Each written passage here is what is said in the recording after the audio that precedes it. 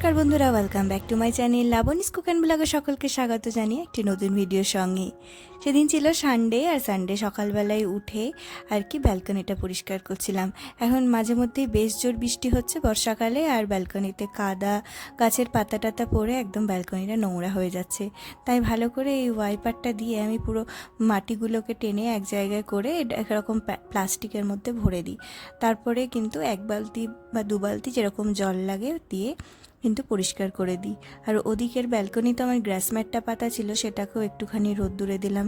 বর্ষাকালে বারবার বৃষ্টি হচ্ছে আর গ্রাস ম্যাটটা বারবার ভিজে যাচ্ছে, তো ভাবলাম এটাকে কিছুদিনের জন্য গুটিয়েই রাখবো।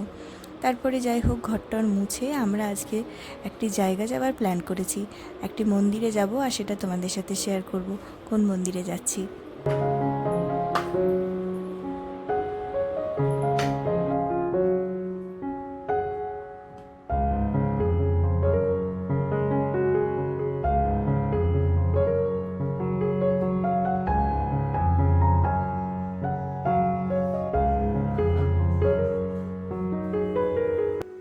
তো এখন বাজে সকাল 7টা, সাড়ে 7টা মতো। ওই দুপুরের মধ্যে আমরা ফেরত চলেই আসবো। তো সেরকম তো কোনো কাজ নেই আজকে। তো ঘরটর মুছে নিলাম, স্নান করব, স্নান করেই রেডি হয়ে আমরা বেরিয়ে যাব। ওই 8:30 পৌনে 9টার মধ্যে আশা করছি বেরোতে পারবো। তারপরে আমি রেডি হয়ে গেলাম, স্নান টান ছেড়ে তারপরে আমরা বেরিয়ে যাব। বাইরেই ভাবলাম লাঞ্চ করব আর ব্রেকফাস্ট করব, দেখা যাক কী হয়।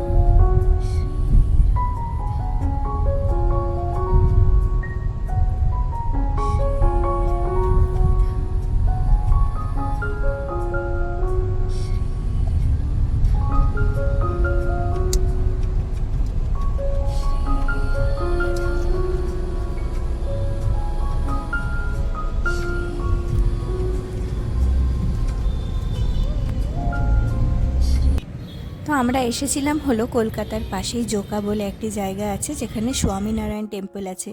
অনেকেই জানো, কলকাতার খুব পাশেই এটা। তো এখানে মন্দিরটা খুব সুন্দর, একদম শান্ত নিরিবিলি পরিবেশ, তেমনি সুন্দর। এই স্বামীনারায়ণ টেম্পলটা ঠিক দিল্লিতে যেরকম আছে, ঠিক সেই রকমভাবেই এখানে তৈরি করা হয়েছে। তো আজকে আমরা এখানে ঘুরবো। 12টার মধ্যে মোটামুটি মন্দির বন্ধই হয়ে যাবে। আর তারপরে এখানে খাবার দাবারও পাওয়া যায়, ভেতরে রেস্টুরেন্টের মতো রয়েছে, তো সেখানেই আর কি খাবো। আর তারপরে আমরা বেরিয়ে যাব।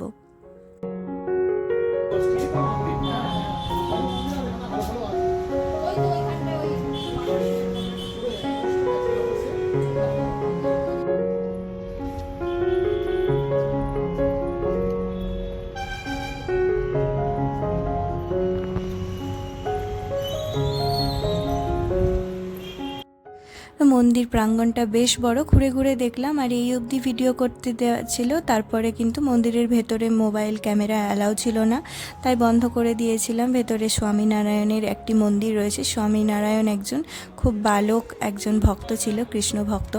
তো তার এখানে পুজো হয়, তাকে আমরা স্নান করালাম, পুজো করলাম। তারপরে রেস্টুরেন্টে চলে আসলাম। 50 টাকায় একটা খিচুড়ি থালি পাওয়া যাচ্ছিল, সেটা নিয়েছিলাম। আর 150 টাকায় একটা বড় থালি মতো পাওয়া যায়, তার মধ্যে অনেক রকমের খাবার দাবার ছিল। তা যাই হোক, চলো আমরা মন্দির ঘুরে এখন সোজা বেরিয়ে পড়বো। বেরিয়ে পড়ে তারপরে আমরা একজনের বাড়ি যাওয়ার কথা আছে, সেখানে আর কি যাব। কিছুক্ষণ রেস্ট বা ওদের সাথে গল্প টল্প করব। তারপরে আমরা ভাবলাম যে রেস্টুরেন্টে যাব একটি। তারপরে আমরা রেস্টুরেন্টে ঠিক করে, এখানে তখন খাওয়া হয়নি ঠিক করে, সবাই খেতে পারেনি, তাই ভাবলাম যে একটু ভালো করে একটু রেস্টুরেন্টে খেয়ে তারপরেই একেবারে বাড়ি যাব। তো তাদের যারা আমাদের সাথে গেছিলো তাদেরকে ছেড়ে কিছুক্ষণ গল্প টল্প করে এই বিকেলের দিকে 3:30 4টে মতো বাজছিল, তখন আমরা চলে এসেছিলাম সল্টলেকের একটি রেস্টুরেন্ট কুজিনা মেরিন। এটা সাবমেরিনের মতো একটা ফিল দেয় এই রেস্টুরেন্টে। আমি প্রথমবার আসলাম, গিয়েছিলাম, ভালোই লাগলো, কিন্তু ভীষণই আমার কস্টলি লাগলো সমস্ত খাবার দাবার। যাই হোক, তারপরে আমরা এখন বাড়ি ফেরত যাব।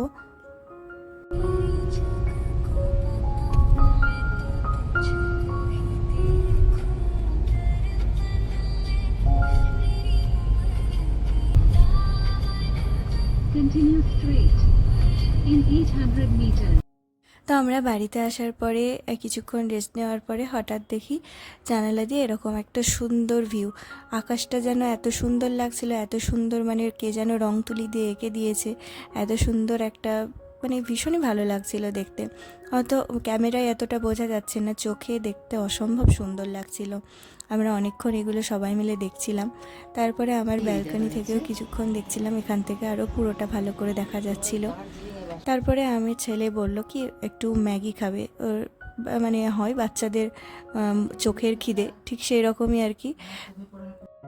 ম্যাগিটা যদিও খুব একটা বাচ্চাদের দেওয়া আনহেলদি, দিও না, তো 2-4টে প্যাকেট আমার শাশুড়ি মাই আর কি এনেছিল, আমার নাতি বায়না করে, তো সেই কারণে আর কি প্যাকেটগুলো দেখেছে আমার ছেলে, তাই খাওয়ার জন্য বায়না করছিল। তো চলো যাই হোক, অল্প একটু মশলা দিলাম, বেশি মশলা দিইনি, বাকি মশলাটা আমি ফেলে দিই। তারপরে একটু লবণ আর গোলমরিচের গুঁড়ো দিয়ে ওকে ম্যাগিটা রান্না করে দিয়েছিলাম।